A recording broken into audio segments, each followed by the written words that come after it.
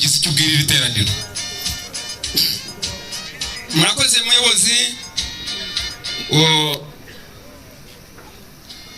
urubyiruko muri firidi yacu y'Iburengerazuba bw'Amajyaruguru. Y'Iburasirazuba bw'Amajyaruguru. Reka nshimire Pastor Perezida wa firidi yacu, nshimire umunyamabanga mukuru w'umurenge wa Nyagatare, amabwiriza meza aturuka mu ijambo ry'Imana mwaduhaye, kandi ndasaba Imana kugira ngo twese ko duteraniye aha tuzayakurikiza. Dushingiye ku ijambo ry'Imana, ndagira ngo menyeshe abaje mwese muri aha ndetse n'abakuru ko Bibiliya uhereye mu itangiriro ukageza mu byahishuwe ifite inyuguti 3,366,480.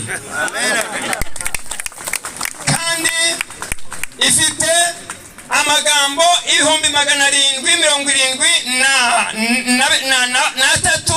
773,743 kandi ifite imirongo 31,173. mu isezerano rya kera harimo imirongo 23,214. mu isezerano rishya harimo imirongo 7,959 kandi ibice byose ni 66. isezerano rya kera rifite ibice 39 kandi isezerano rishya rifite ibice 22. urwandiko rwa kabiri rwa Timote ibice 3 murongo 13 na 10.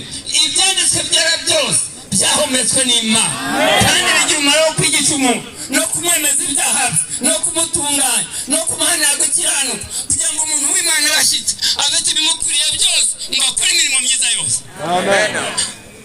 iyi Bibiliya ifite ikivugo. ndavuga Bibiliya ni igitabo gitangaje n'isoko y'ubugabe ubugome uciye ku bantu bafite urukundo rw'Imana kwita umugozi w'intoki.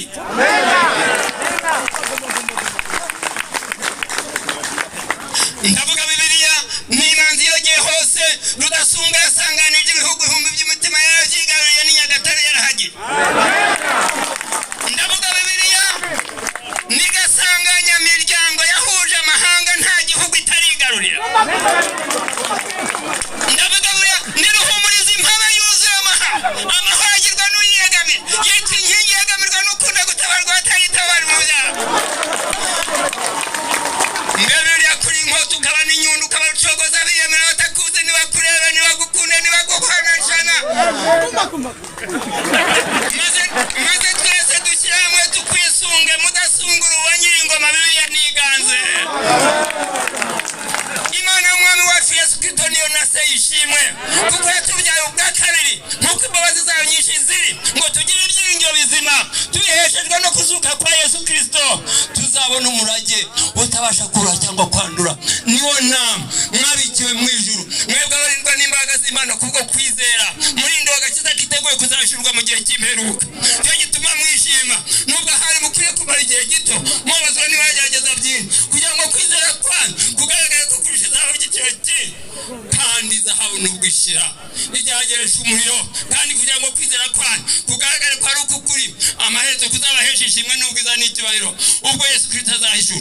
ngabikiye ku murongo wa 8 uwo mumukunda mutaramubona kandi nubwo none mutamureba muramwizera. nicyo gituma mwishima igishimo bwiza bitavugwa kuko muhabwa agakiza k'ubugingo bwa niko mubona kwizera kwa Imana ibaha umugisha.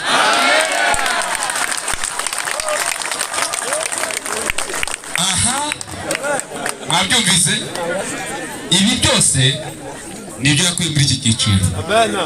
ndagira ngo mbabwire ko ni ibanga rikomeye kuba muri iki cyiciro ukagira ibyo wigiramo ukabifata mu mutwe ukiri muto.